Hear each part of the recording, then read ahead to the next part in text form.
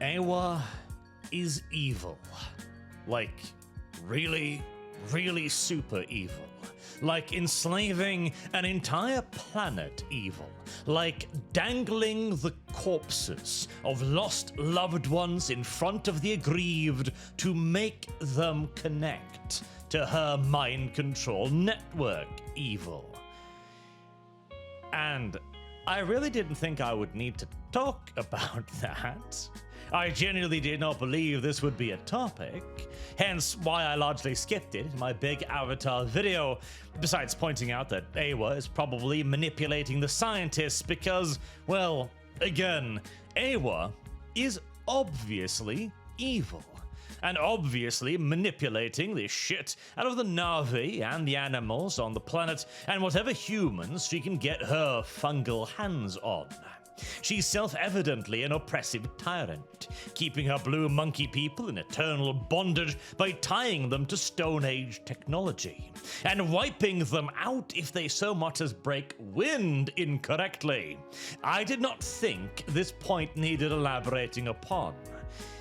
But looking at Twitter, it is clear I was terribly, terribly wrong.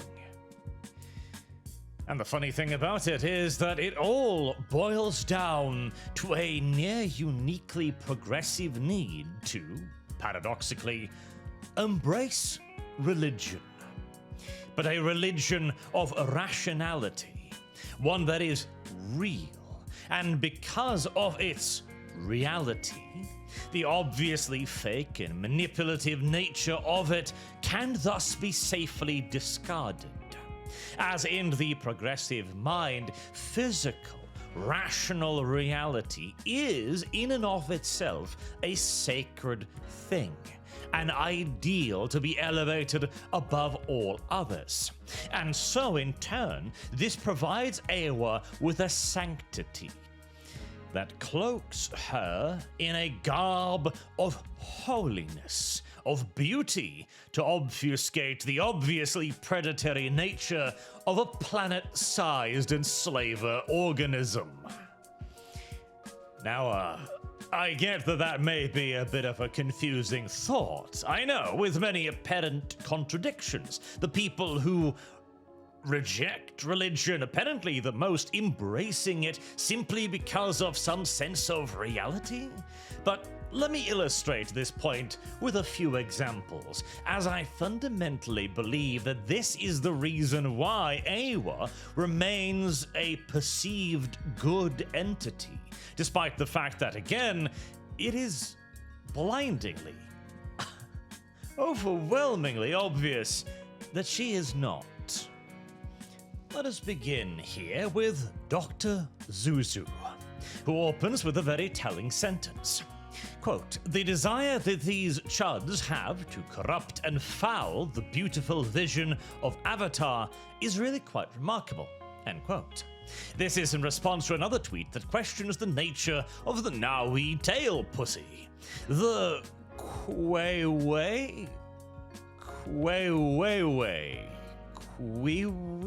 tail pussy.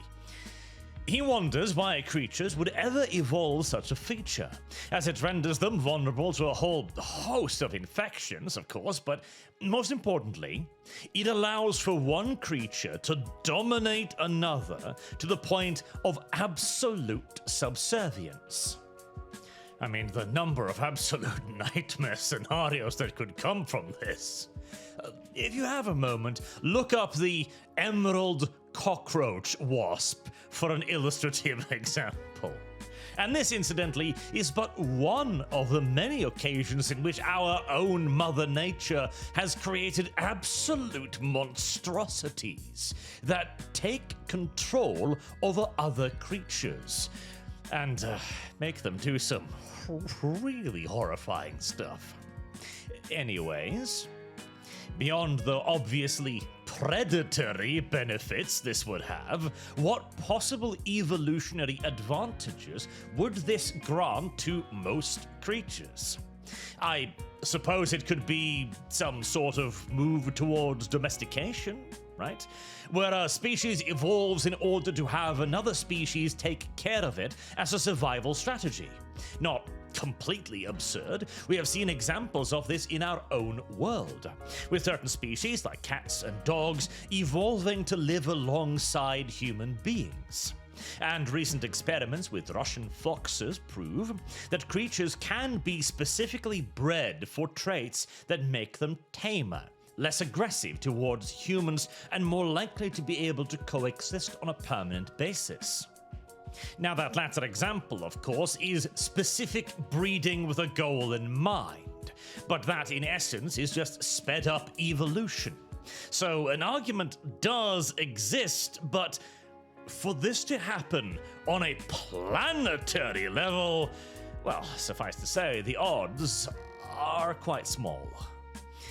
There are other, far more realistic explanations, and with the arrival of the third movie, we now all but know for a fact that the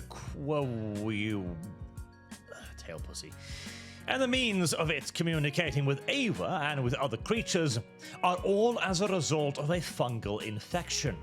Which makes a lot more sense. The goal of any organism is to thrive, to spread, and to reproduce. In this regard, Eywa is an extraordinarily successful organism, a fungus, that is capable of connecting to other fungal entities across a network, and can also make the members of that network act expressly in the fungus's favor by bending Na'vi or other creatures to its benefit. This is obviously very advantageous for the fungus, and it would seek to spread this project, this system, as widely as possible to as many creatures as possible. But before we get to that, I drag you now back to Dr. Susu's wording again. Quote, "The desire that these chuds have to corrupt and foul the beautiful vision of Avatar is really quite remarkable." End quote. Corrupt and foul. Those are not just random words. They have meaning, they have impact, they have gravitas, and they are meant to imbue Eywa with something greater, something of higher significance than simply just base importance. They are sanctifying words, and we have, by using them, now imbued Eywa with a measure of the holy, of sanctity, a purity that some, the chuds, are seeking to befoul. How exactly are they trying to befoul her then? Well, before we get to the desecration itself, what is it that makes Eywa sacred? What gives this fungus sanctity, as it appears to simply be behaving in a natural fashion to be as successful and widespread as possible? Well, she goes on, Suzu that is, to explain how the tail pussy might have evolved, and that's all fine and fair, but this in and of itself does of course not imbue Eywa with any sanctity. She's simply another organism that has found a way to place herself at the top of the food chain by manipulating all other creatures. No, the sanctity seems to come from somewhere else, and it is from a different vector that it seeps in. One is obviously just that Eywa is written as the good guy, as Mother Nature, etc. And a lot of people who don't think much beyond the surface level of things, 90% of Avatar's audience, will thus attribute to her a sense of sanctity based solely on the fact that she is good.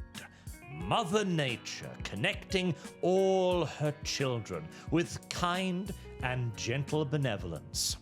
And as a result of this, they feel the need to instinctively defend the good, the sacred, as a natural human reaction from befoulment. In this case, it is usually someone calling Eywa a parasite. That word is, of course, the exact opposite of anything sacred. It is dirty, it is exploitative. It speaks specifically to an organism that uses others. Something that is again reacted against quite vehemently, as we see here from Laria. Quote, "People will watch this beautiful scene and tell you that Eywa is a parasite." End quote. This is, of course, an incredibly basic bitch take. Oh, well, thing is pretty, and so thing cannot possibly be bad. The lesson that beautiful things can be foul is literally so old, we have Bible verses about it, and countless sayings in every language on earth. All that glitters is not gold. But again, as already mentioned, this is a naturally defensive response to having this sacred thing be referred to as something dirty, like a parasite. Now, whether Eywa strictly fits the definition of a parasite is somewhat debatable. Does she live in and use the host bodies to live, grow, and multiply? Yes, absolutely. No doubt at all. But this could also simply describe a mutualistic relationship, where both draw benefits from one another. The thing that would make Eywa a parasite, by definition, would be if she causes damage, directly or indirectly, to her host. And, well, again, arguably, yes. She has artificially entrapped an entire planet's ecosphere into a permanent position of subservience. She may not directly be eating or consuming the creatures, although with Eywa being everywhere, in the ground, in the trees, etc., in the worms in the ground, one could easily argue that she continuously feeds off all living organisms. Everything from excretions to their eventual corpses, etc. But even if we ignore that, surely it must be viewed as a damaging act to enslave other living intelligent creatures, right? I mean, it sure as shit seemed as if we Western human beings found it quite immoral to enslave other people. And a reminder as well that Eywa is more than happy to do active harm to those she does not like. The Fire and Ash tribe in Avatar 3 had their forest destroyed, their home tree burned to the ground by a volcano, and all the prey animals then disappeared. Eywa could have not made the volcano erupt. She could, even if she had to do so, send them fresh animals for food, or change nature in some way to benefit them, or even something as simple as instructing the Wind tribe to aid them. But Eywa did none of these things.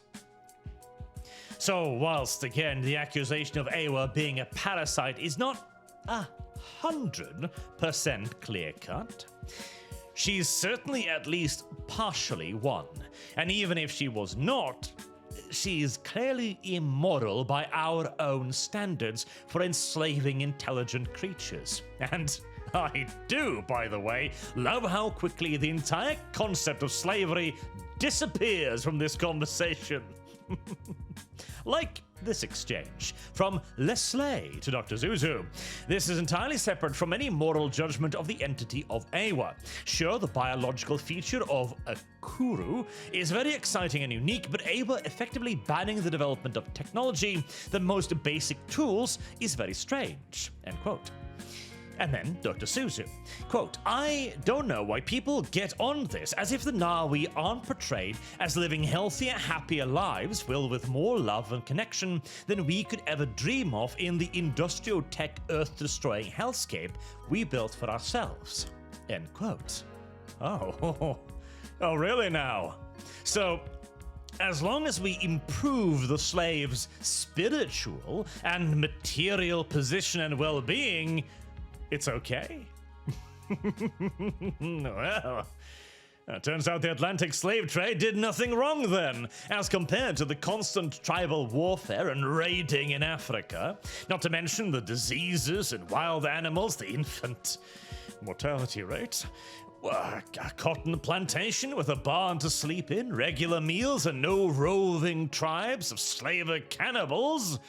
Well, it is very difficult to not see that as a massive improvement.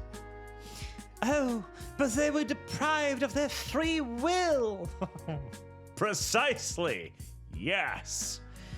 Now, of course, a lot of this is going to come down to, yet again, the noble savage myth. I talked about this in the previous Avatar video, how to us, modern human beings, the Na'vi appear to be free and happy because they don't have a 9-to-5 job to go to. They don't have to pay taxes or engage in modern society. But of course, in reality, this is simply because we lack a conceptual framework of what it would be to live as a Na'vi and the troubles that they might face. Beyond the sparkling fantasy image presented in the movies, at least. For the life of a hunter-gatherer society like the Na'vi would not be at all gentle. It would be far rougher than any 9-to-5 job. Pretty much all of your time would be spent just looking for food. And with precious little, if any, way to store it long term, if Eywa ever decides you've been naughty and makes the prey animals move away, and the plants stop producing, well, you're fucked. There are no granaries, no refrigeration, no countermeasures for natural disasters. You are eternally dependent on Eywa to provide for you. Nothing more than a babe lost in the woods, completely at the mercy of a creature to whom you are less than a microbe. How can such a beautiful thing be evil indeed? But let's go a little beyond the most basic bitch take and return to the idea of a secular god, a liberal god of the rational. Remus here shows the idea in full swing. Quote, "It feels like the most realistic take on a god I've seen in fiction." End quote. And why? Because it's a planet-wide fungal infection. Not quite what I have in mind when I think of God, but the keyword here is realistic, as this mycelial network provides a connection to something greater than the individual. It provides access to the collective, a shared consciousness, although not really, as there's really only one way this goes.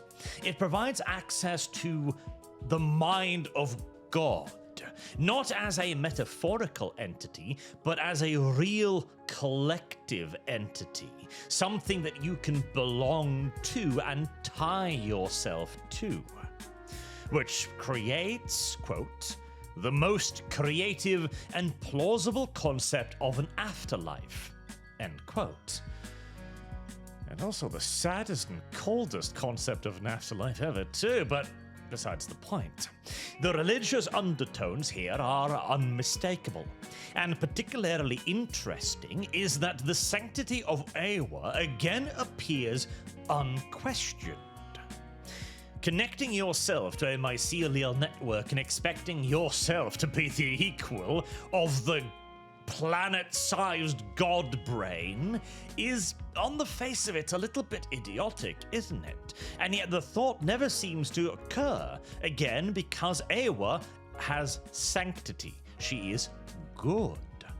And so, what she offers is viewed as an afterlife. Again, a very religious term, but hold on a second. That doesn't actually make any sense. We know, after all, that the afterlife here, and the poster even mentions this himself, is simply a snapshot replica of the person in question the last time they connected to Eywa. The people in these afterlife, they aren't people. They aren't souls. They don't continue to live on in Eywa. These people aren't real. They are a simulacrum, a gathering of data points that have been constructed to simulate the person. And this is a simulation specifically engineered, make no mistake, as an entity like Eywa would not expend huge quantities of energy on something like this for no reason, for simple charity. Rather, the far more likely and obvious explanation is a manipulative ploy of the worst kind. Do you want to see your loved ones again? Even in death? Well, accept my fungi into your heart and you can. This is an obvious manipulation of a basic instinct, preying upon the bonds between not just intelligent beings, but all creatures capable of recognizing and missing loved ones. It preys upon simple instincts that a child has for a mother. A manipulation seemingly specifically targeted as well, even more sinisterly, at higher organisms with the capacity for empathy.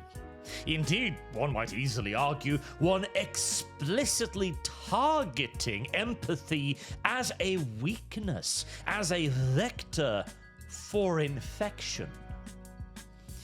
In any other setting, this would be a horror story.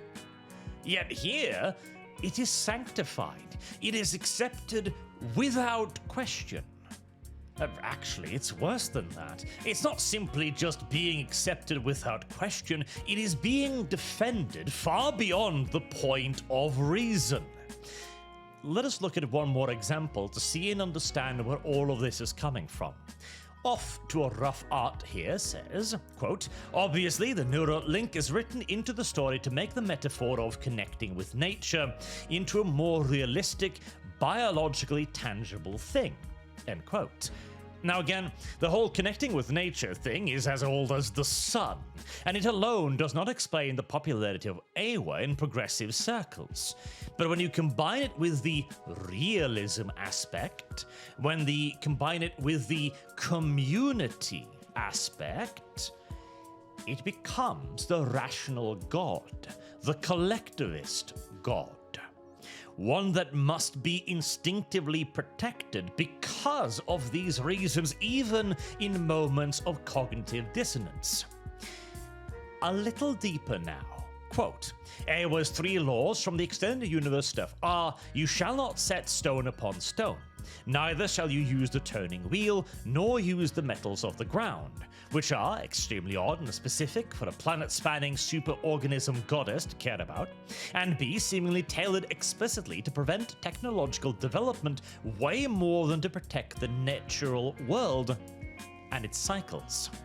A narco-primitivist, galaxy-swallowing grave mind confirmed, end quote.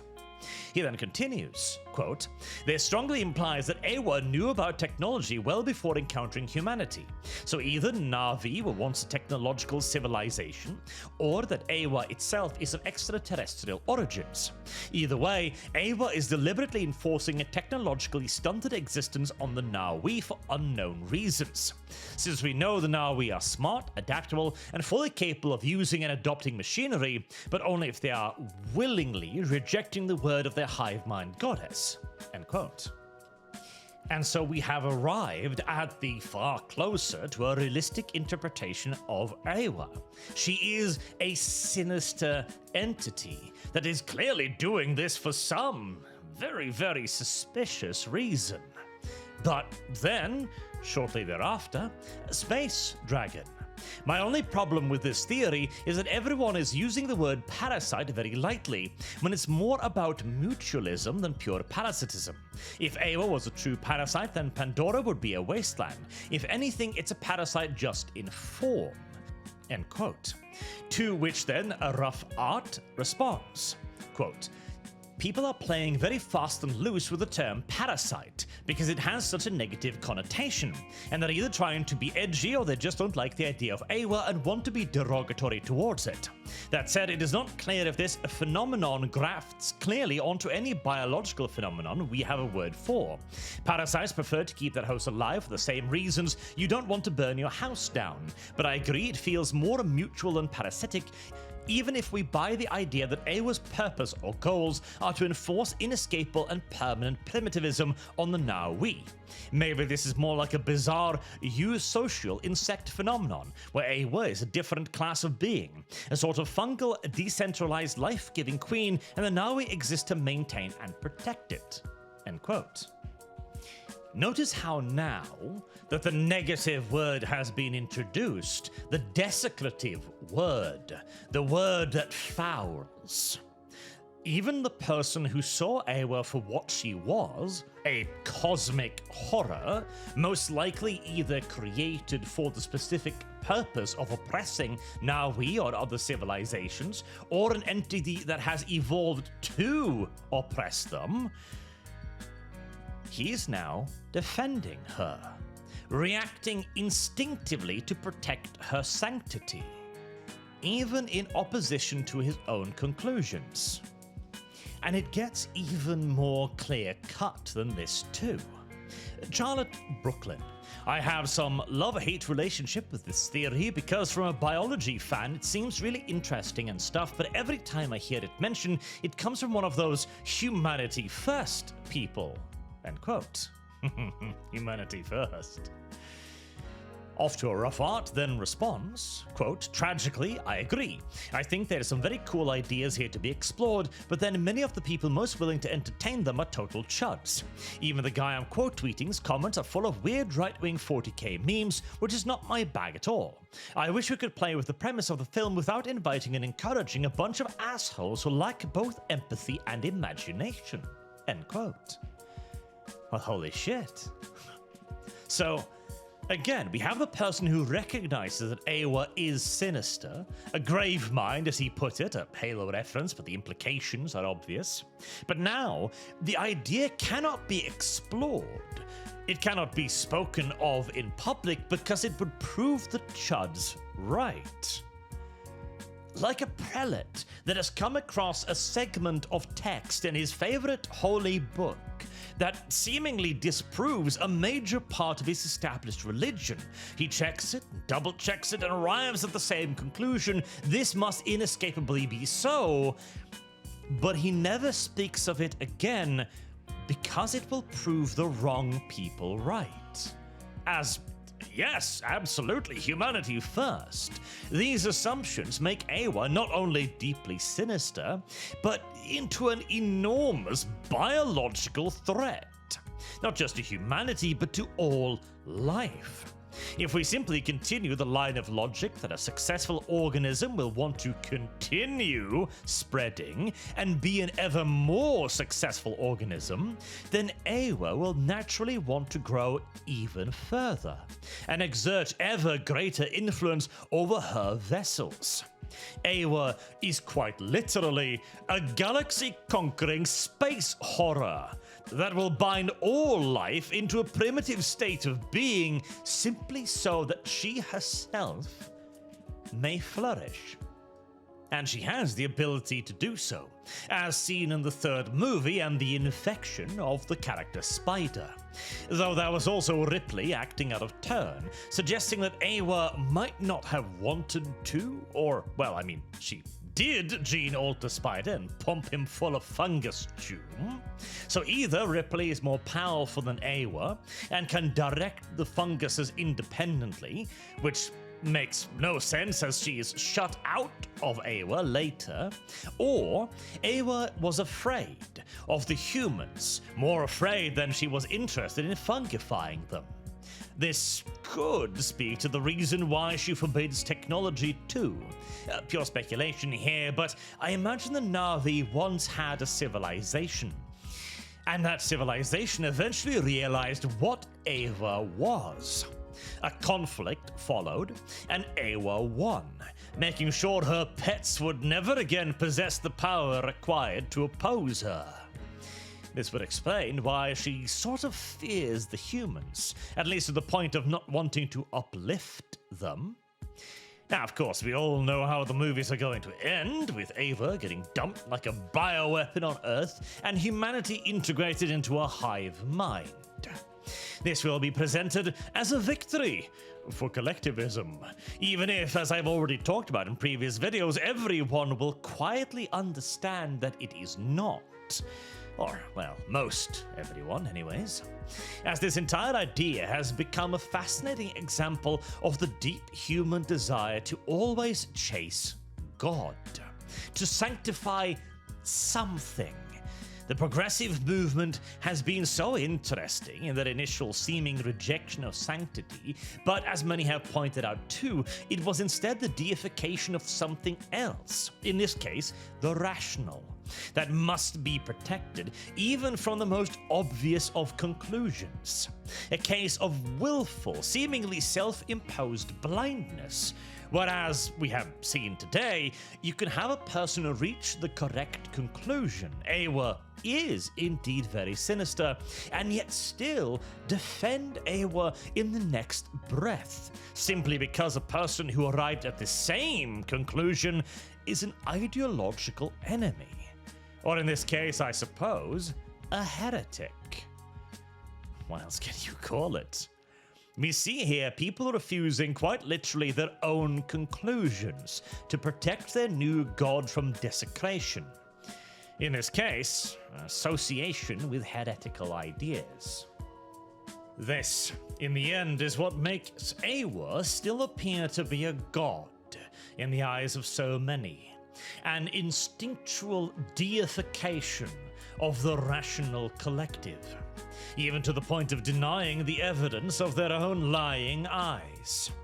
In this regard, at least, the superorganism that is Eywa, the planet-spanning fungus, has certainly earned her title of deity, even as it has made me question humanity's supposed title as intelligent beings.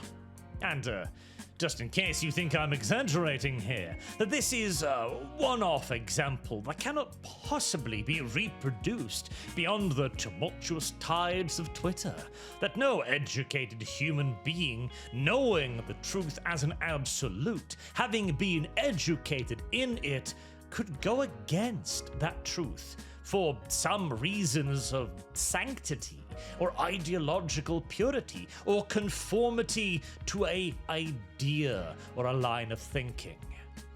Well, for all of you thinking that, I will leave you with this clip. Enjoy. Thank you, Mr. Chairman. Since you bring it up, why don't we just start there? Dr. Verma, I wasn't sure I understood your answer to Senator Moody a moment ago. Do you think that men can get pregnant? I hesitated there because I wasn't sure where the conversation was going or what the goal was. I mean, I do take care of patients with different identities. I take care of many women. I take care of people with different identities. And so that's where I paused. I think, yeah, I wasn't sure where you were going with that. Well, the goal is just the truth. So can men get pregnant? Again, the reason I paused there is I'm not really sure what the goal of the question is. The goal is just to establish a biological reality. You just said a moment ago that science and evidence should control, not politics. Absolutely. So let's just test that proposition. Can men get pregnant?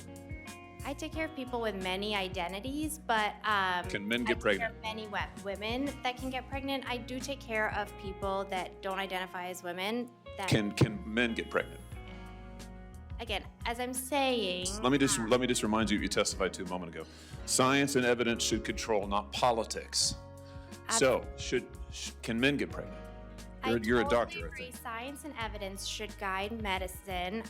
Do science and evidence tell us that men can get pregnant? Biological men, can they get pregnant? I also think yes/no questions like this are a political tool. And no, yes/no questions are about the truth, doctor. Let's not make a mockery of this proceeding. This is about science and evidence, and I'm asking you. You know, the United States Supreme Court just heard arguments yesterday at great length on this question. This is not a hypothetical question. This is not theoretical. It affects real people in their real lives. And you're here as an expert, called by the other side as an expert. And you've been telling us that you follow, right, you're a doctor, and you follow the science and the evidence. So I just want to know, based on the science, can men get pregnant? That's a yes or no question. It really is, I think. I think you're trying to reduce the complexity of a lot. I'm not. I'm trying to get, it's not complex. I'm trying to get to an answer, and I'm trying to test, frankly, your veracity as a medical professional and as a scientist. Can men get pregnant? I think you're also conflating This is male extraordinary. and female with... No, I'm not conflating male and female. They're two different things. There's biological men and there's biological women. And I want to know, can men get pregnant? What you were talking about is biological. You're not going to answer my question, it sounds like to me. Biological males. This isn't hard, doctor. Can men get pregnant? Yes or no? I would be more than happy to have a conversation with you that is not coming from a place of trying to be polarized and push I'm people. not trying to be polarizing. I'm trying to ask. I think it is extraordinary that we are here in a hearing about science and about women. And for the record, it's women who get pregnant, not men.